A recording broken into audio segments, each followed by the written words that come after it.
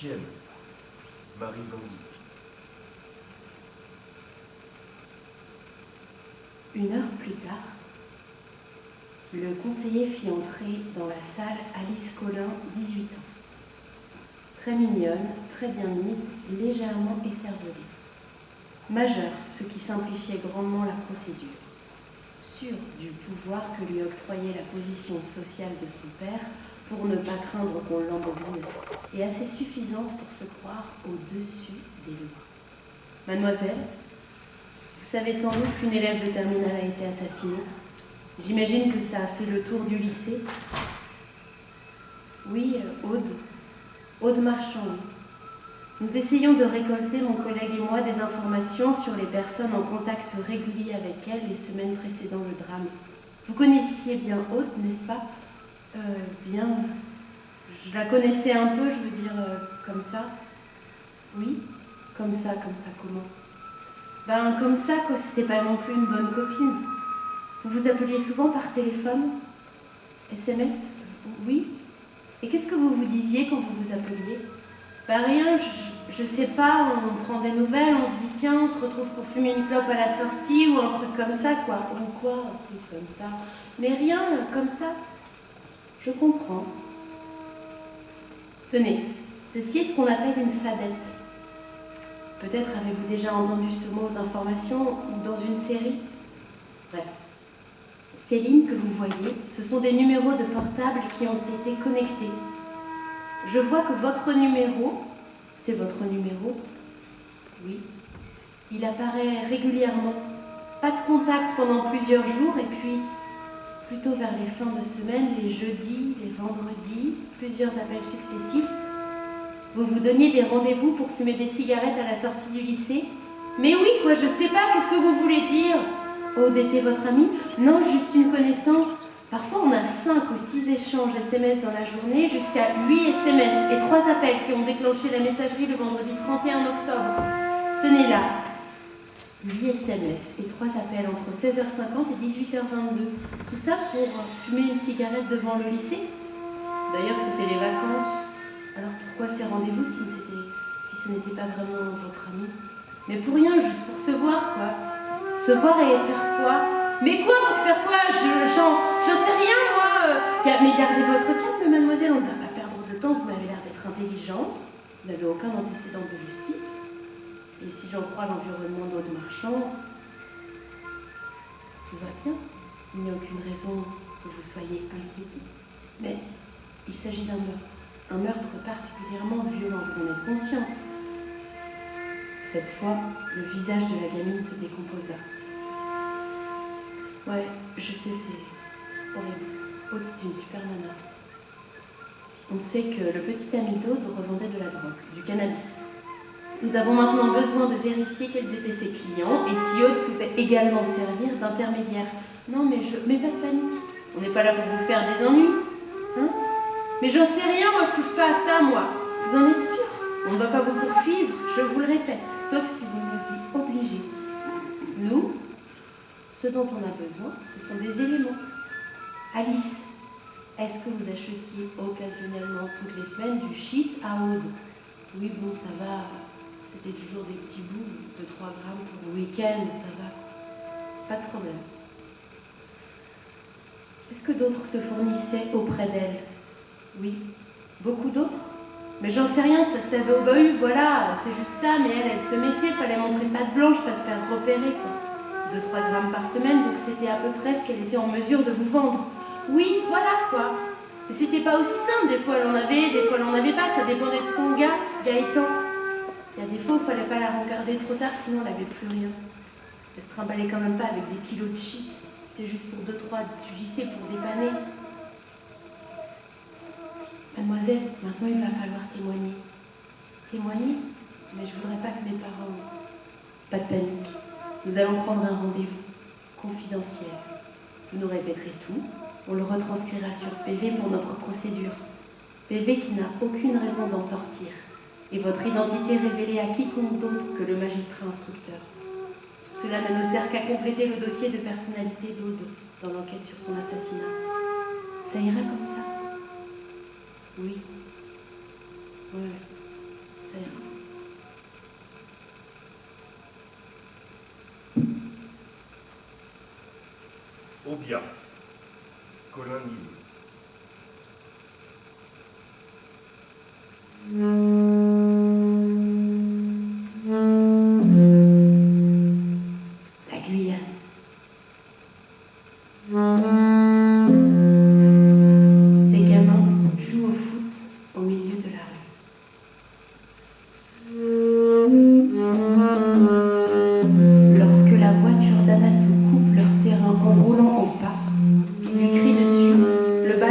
rebondit contre une roue. Le capitaine se gare sur du sable blanc. Le long d'un muret en parpaing moucheté de taches de ciment durci. Vampire, c'est le nom du quartier où habite la famille Vacanzi. Il s'avance devant une villa modeste mais imposante, avec une grande terrasse derrière les grilles de protection. Une jeune fille se balance dans un hamac, pianotant sur son téléphone. S'il vous plaît? Elle se retourne, emballée dans le tissu en une pose acrobatique, en équilibre au-dessus du carrelage, écarquille 2 yeux interrogateurs, puis, avant que le capitaine n'ouvre la bouche, tend l'index. C'est par là, derrière. Anatou remercie, fait le tour de la maison, suit les façades blanches. À l'arrière, il y a une extension, une sorte de cube de béton qui sort du mur. 2 pièces précaires, invisibles depuis là, construites par les propriétaires pour arrondir leur salaire. Loué 300 € le mois à la mère Vacanzi, sans bail, cela va de soi. Le capitaine frappe à la porte en contreplaqué qui sonne creux et s'ouvre d'elle-même sur une petite salle, sol en chute de carrelage, mur couvert de ciment. Tout gris, pas la moindre décoration. Un son dans un coin récupère les fuites quand il pleut. Sur un canapé élimé et allongé à terre, la mère et ses 6 enfants, la famille au complet ou presque. En plein repas, les doigts plongés dans les assiettes en plastique, un œil sur leur riz, l'autre sur la télévision, un reportage sur l'Alaska. Madame Vacanzi? Elle tourne le regard, fixe le capitaine et s'empresse de l'accueillir avec des manières exagérées, lui propose un tabouret. D'un geste autoritaire, elle chasse les enfants qui fuient avec leur dîner dans la pièce voisine.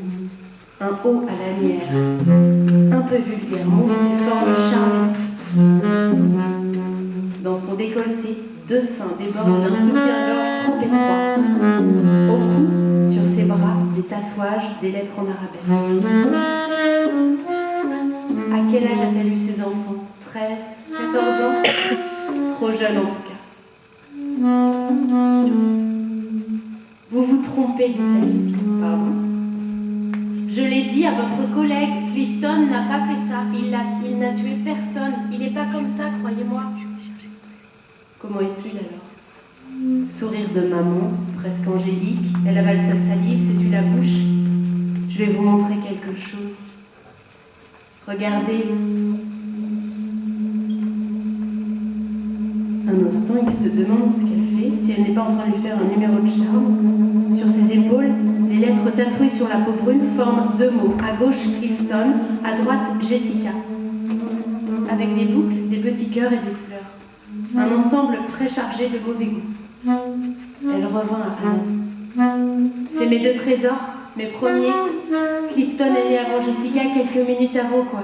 Les médecins disent que c'est des faux jumeaux, mais pour moi, c'est juste des jumeaux. Il n'y a rien de faux. Je les ai élevés toutes seules, vous savez. Leur père, il a jamais rien donné. Celui-là, je leur vois un jour. Franchement, si vous l'aviez vu, Clifton, quand il était petit, vous sauriez que ce que je vous dis, c'est la vérité. Il était tellement beau, plein de vie, plein d'énergie. C'est vrai, il a fait des bêtises, il a toujours eu de mauvaises fréquentations depuis qu'il a arrêté l'école. À 13 ans déjà, il fumait, il buvait. Il m'en a fait voir. Heureusement, j'avais Jessica. C'était la seule qui l'écoutait. Mais c'est mon fils. Et tout ça, c'était avant. Aujourd'hui, il a compris. Il est plus comme ça. Jamais il a fait de mal. Jamais il s'est battu. C'est juste que c'était difficile pour lui. Il n'y a pas de travail. Il faut se débrouiller. Pour les jeunes, c'est comme ça. Clifton, il veut s'occuper de sa fille. Faire quelque chose pour elle. Vous comprenez? Jessie. Elle s'appelle Jessie. C'est mignon, non? Je vais la voir bientôt, je crois. Où habite votre fils? Il vit encore ici? Ça dépend. Parfois, il est ici. Parfois, non. Il fait sa vie, vous savez. Mais il vient plus très souvent, il dit. Je peux voir où il est? Enfin, où il dort? Là, c'est son coin. C'est là-haut qu'il dort. Madame Vacanzi, vous avez eu un contact avec Clifton depuis hier? Non, aucun. Il est un peu comme ça, vous savez, il traîne. Savez-vous s'il connaissait Willy Nicolas depuis longtemps, s'il avait une raison de lui en vouloir? Jamais entendu ce nom avant ce matin. mon avis, il y a une erreur. Clifton ne traînait jamais aux cultures. Il n'avait pas d'amis créoles que des noirs marrons.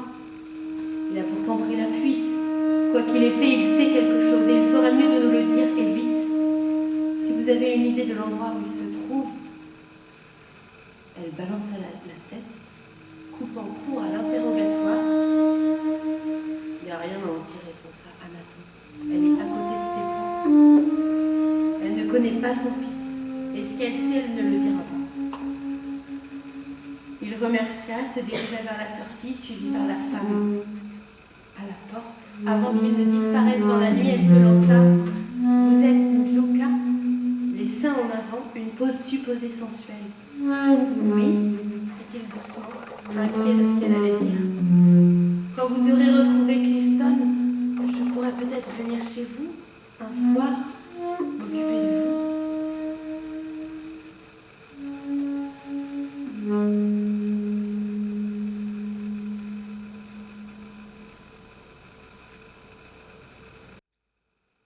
Ne prononcez jamais leur nom.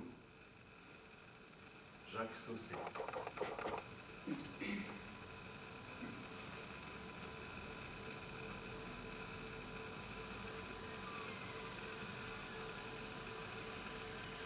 Castin s'approche lentement de l'image figée et pointe son stylo sur le regard de folie qui brûle l'écran de haine pure. Parce que cet homme-là est de la même espèce que les deux jeunes qui sont entrés avec des armes automatiques dans leur lycée de Columbine en 99 pour massacrer sans pitié leurs camarades et leurs profs, que celui qui a assassiné froidement 77 personnes et blessé plus de 150 autres en Norvège en 2011, que celui qui a abattu sans sourciller des militaires en permission et des enfants juifs dans leur école dans le sud de notre pays en 2012, tout en filmant ses propres crimes. Vous voulez parler de... Stop.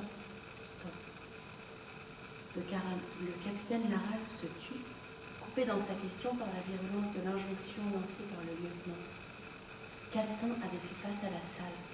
Son regard enfiévré glissa du visage stupéfait de Larald à l'ensemble des policiers présentés, dont pas un n'avait réagi.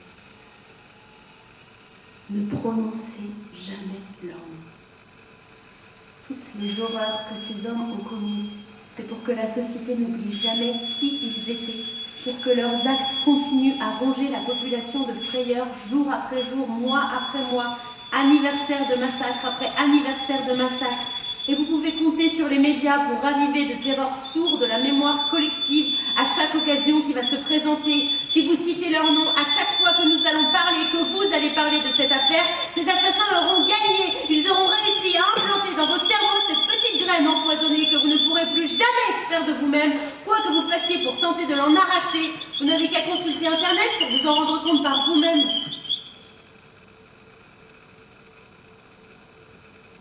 Quelques officiers échangèrent un regard incertain.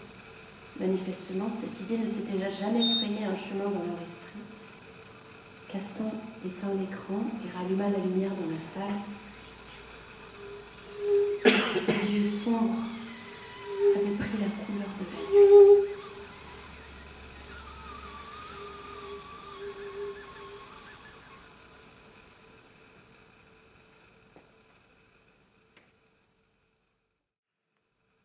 Bienvenue à Cottons Warwick. Michael Mention.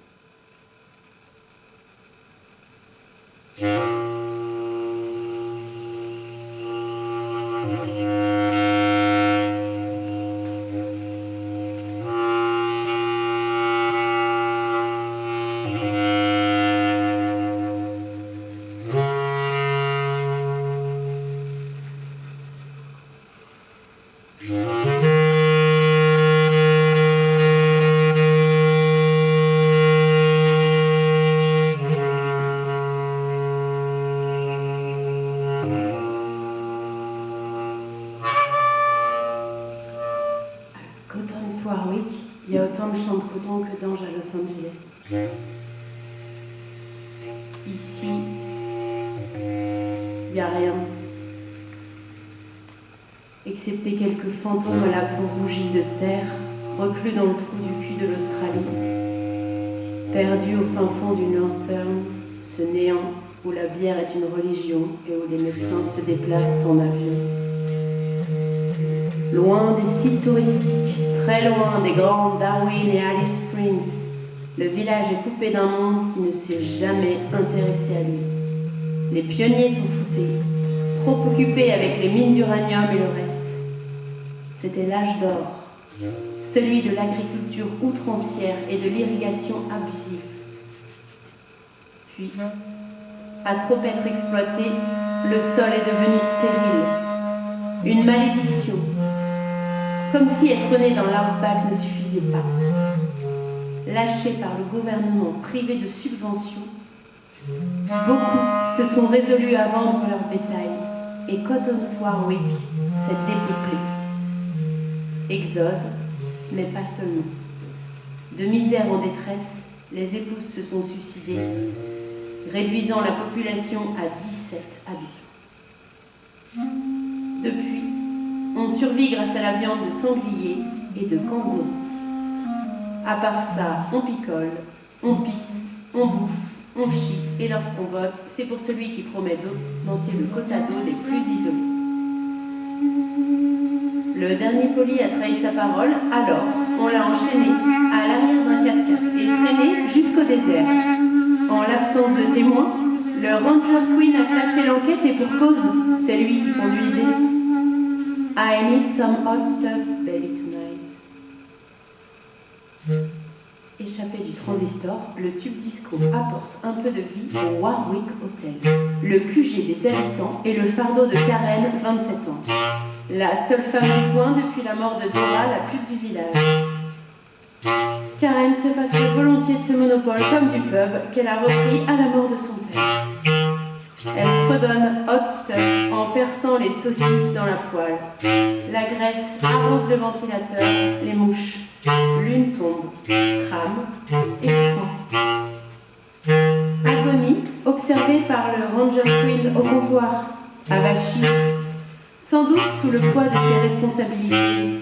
Lui qui est également maire du village, initiateur du concours du plus gros mangeur de sandwich, ou encore administrateur local de l'amicale des descendants de la première flotte. Queen. Une caricature avec son Stetson, ses Ray-Ban et son Smith & Wesson. Il palpe sa chemise trempée, 50 degrés. La chaleur n'a jamais été aussi infernale. D'ordinaire en septembre, le soleil cogne, mais cette année, il martèle. Pour preuve, sa bière est bouillante alors qu'elle était encore dans la glacière il y a 10 minutes. Il avale une gorgée, imité par d'autres. Ryan, le dernier chasseur. Lachlan, le dernier mécanique. Pat, le dernier menuisier. Jimmy Boy, le dernier tourneur de moutons. Joe, Stan et Rob, les derniers chercheurs d'opale. Et les jumeaux Wilson, deux vachers qui se partagent un neurone depuis 30 ans. Sean change parfois de salopette, Tyler, lui, ne se sépare jamais de son treillis ni de sa machette. Et tous ont des flingues, même si le pays a rendu les armes il y a 20 ans. Fléchette en main, Tyler vise la cible sur le mur. Karen, baisse le son, j'arrive pas à me concentrer. Elle s'exécute, décide. Enfoncé dans sa chaise, les bottes croisées sur la table, Sean se cure le nez d'un index jusqu'au boutiste. Oh frérot, t'y vas ou quoi? Ta gueule! Les grouilles pour mettre Diana Ross! Donna Summer! Diana Ross! Donna Summer! Non, all stuff, c'est de la merde! Franche Queen! T'as vraiment un problème avec les neiges, dit le vieux Pat. Pourquoi, toi non?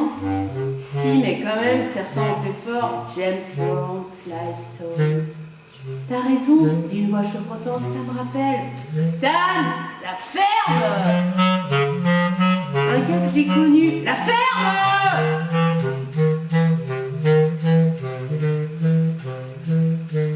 Karen pique 2 saucisses, les pose dans une assiette de frites, prend des couverts et torchon sur l'épaule, on tourne le comptoir. Direction Stan, incapable de soulever ses 108 kilos. Elle dépasse les autres, tend l'assiette aux vétérans. Mais Stan, tu t'es encore pissé dessus? C'est chiant, j'ai pas que ça à faire.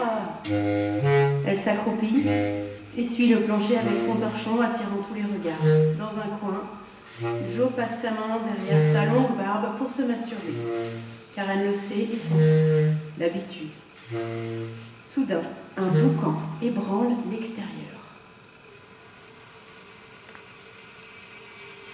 Mitch, le routier de la puissante RTS de Darwin.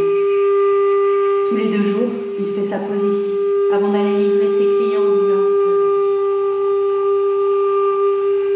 Mitch descend de son road train, un monstre, avec son pare-brise cyclopéen, son énorme pare-choc en guise de gueule et son abdomen composé de 3 remorques divise le village sur toute sa longueur. Quinn avale une gorgée. À sa droite, Big Bastard se balance dans le rocking chair, surnommé Biba. Cet aveugle attardé est le fils de Dora et de l'une des couilles du village. Sa cécité, il la doit aux Wilson qui ont organisé spécialement pour lui le concours de celui qui fixe le soleil le plus longtemps.